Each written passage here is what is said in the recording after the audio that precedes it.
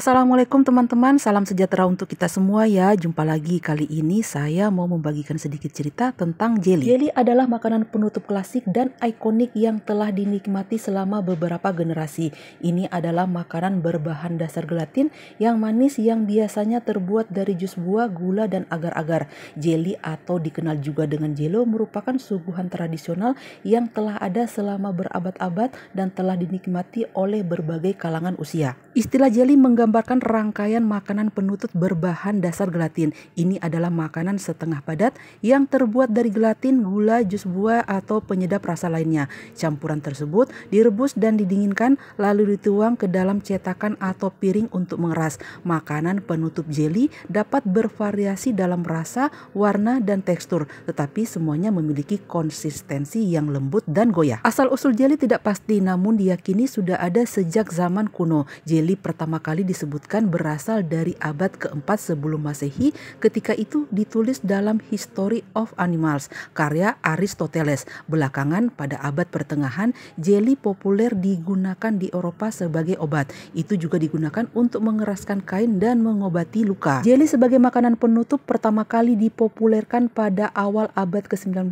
ketika disajikan sebagai suguhan setelah makan malam di Inggris. Popularitasnya dengan cepat menyebar ke Amerika Serikat yang menganggapnya sebagai makanan penutup atau makanan ringan. Pada akhir abad ke-19, jelly telah menjadi makanan pokok di rumah tangga Amerika. Jelly sejak itu berkembang menjadi berbagai rasa, warna, dan tekstur. Ini adalah suguhan populer di banyak negara dan sering digunakan untuk membuat berbagai makanan penutup termasuk kue, pie, dan makanan ringan. Ini juga merupakan favorit tradisional pada hari libur dan acara-acara khusus. Jelly telah menjadi bagian dari landscape kuliner selama berabad-abad. Ini telah dinikmati oleh orang-orang dari segala usia dan budaya dan telah teruji oleh waktu sebagai salah satu makanan penutup yang paling dicintai di dunia. Keserbagunaan dan rasanya menjadikannya suguhan klasik yang akan terus dinikmati selama bertahun-tahun. Produksi jelly kuno sudah ada sejak berabad-abad yang lalu dan berakar pada beberapa resep tertua yang diketahui. Sepanjang artikel ini kita akan mengeksplorasi bahan dan teknik yang digunakan untuk membuat jelly kuno, memberikan wawasan tentang kerajinan tradisional yang diwariskan dari generasi ke generasi. Jelly kuno dibuat dari berbagai bahan termasuk madu, gula, buah-buahan, kacang-kacangan, dan rempah-rempah. Beberapa resep juga meminta putih telur untuk mendapatkan tekstur yang lebih lembut. Selain itu, jelly kuno sering dibumbui dengan bumbu rempah-rempah, anggur, dan perasa lainnya. Koki pertama-tama akan mengumpulkan bahan-bahan mereka dan mengukurnya dengan hati-hati untuk menghasilkan jelly kuno. Kemudian mereka akan mencampur dan memanaskan bahan di atas api kecil, terus diaduk dan diatur panasnya. Proses ini akan memungkinkan bahan mengental dan menyatu, menghasilkan campuran yang kental dan kental. Campuran ini kemudian akan dituangkan ke dalam cetakan dan dibiarkan dingin dan mengeras. Cetakan yang digunakan untuk membuat jelly kuno juga sangat bervariasi, dari mangkuk dan cangkir kayu hingga bejana terakota dan cetakan logam. Juru masak memilih alat untuk membuat kreasi jelly mereka. Setelah adonan mengeras dan dingin, produk jadi dapat segera disajikan, disimpan di tempat yang sejuk dan kering, atau diawetkan dengan gula atau alkohol. Produksi jelly kuno adalah proses padat karya yang sering dilakukan dengan sangat hati-hati dan terampil. Kerajinan ini sering diturunkan dari generasi ke generasi dan tetap populer hingga saat ini. Bukti produksi jelly yang tercatat paling awal berasal dari abad ke-10. Selama ini jelly dibuat dari buah-buahan atau rempah-rempah yang sering digunakan sebagai pemanis. Agar-agar dipercaya memiliki manfaat kesehatan seperti mengobati masalah perut sehingga dengan cepat menjadi makanan yang digemari. Pada abad pertengahan, jelly sebagian besar dibuat dari buah-buahan, herba, madu, dan gula. Proses ini dikenal dengan jellifikasi, cara mengawetkan buah dengan tumbuhan. Bahan-bahan tersebut direbus dan kemudian disaring yang menghasilkan zat kental seperti sirup. Zat ini kemudian dituangkan ke dalam cetakan untuk membuat jelly. Jelly sangat populer selama abad pertengahan dan digunakan dalam berbagai hidangan.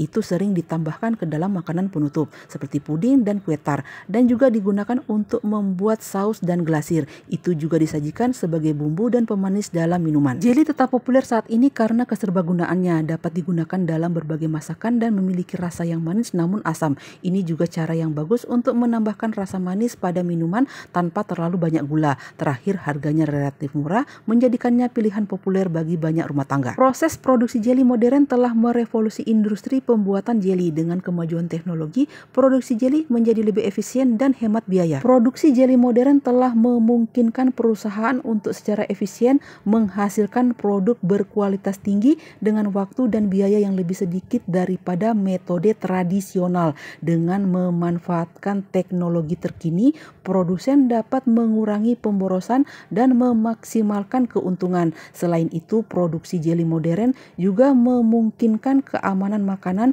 dan kontrol kualitas yang lebih baik, memastikan bahwa pelanggan menerima produk yang segar dan aman. Sejarah jeli dapat ditelusuri kembali ke zaman kuno ketika digunakan sebagai pemanis dan pengawet dalam berbagai masakan. Seiring berjalannya waktu, itu berkembang menjadi jeli yang lebih populer yang kita kenal sekarang. Jeli sekarang tersedia dalam berbagai rasa dan warna, menjadikannya pilihan populer untuk menambahkan sentuhan manis pada hidangan apapun. Salah satu manfaat utama jeli adalah keserbagunaannya. Kita bisa menggunakannya sebagai olesan roti bakar, topping es krim, atau isian pie atau kue tar. Agar-agar juga bisa digunakan untuk mempermanis minuman seperti teh atau kopi, atau sebagai glasir untuk makanan yang dipanggang. Ini adalah cara yang bagus untuk membumbui hidangan apapun tanpa menambahkan kalori yang tidak perlu. Selain keserbagunaannya, jeli adalah sumber antioksidan, vitamin, dan mineral yang hebat. Antioksidan dapat membantu melindungi tubuh dari kerusakan akibat radikal bebas, sedangkan vitamin dan mineral dapat membantu mendukung kesehatan secara keseluruhan. Ini menjadikan jeli cara yang bagus untuk mendapatkan nutrisi penting tanpa mengonsumsi makanan yang tidak sehat. Jeli juga merupakan sumber serat yang bagus yang dapat membantu mendukung pencernaan dan dapat membantu mengatur kadar gula darah. Ini menjadikannya pilihan tepat bagi mereka yang ingin mengatur berat badan atau mempertahankan kadar gula darah yang sehat. Kesimpulannya, jeli adalah pilihan tepat untuk menambahkan rasa manis pada hidangan apapun. Ini serbaguna, enak, dan menawarkan banyak manfaat kesehatan. Ini juga merupakan sumber antioksidan, vitamin, dan mineral yang bagus, menjadikannya cara yang bagus untuk mendapatkan nutrisi penting tanpa mengonsumsi makanan yang tidak sehat. Apakah kita sedang mencari topping untuk es krim atau roti bakar? Jeli adalah pilihan yang cocok. Oke lah teman-teman, demikian sedikit cerita saya tentang jeli. Semoga apa yang saya bagikan ini bermanfaat dan bisa menjadi inspirasi bagi teman-teman yang lain dalam menyajikan konten-konten menarik di channel masing-masing. Terima kasih saya ucapkan bagi teman-teman yang selalu setia menonton video-video dari saya, teman-teman yang sudah subscribe, like, komen, dan share. Semoga kebaikan teman-teman semua dibalas kebaikan juga oleh Allah Subhanahu wa Ta'ala. Sampai jumpa di lain kesempatan. Wassalamualaikum warahmatullahi wabarakatuh. Sayonara.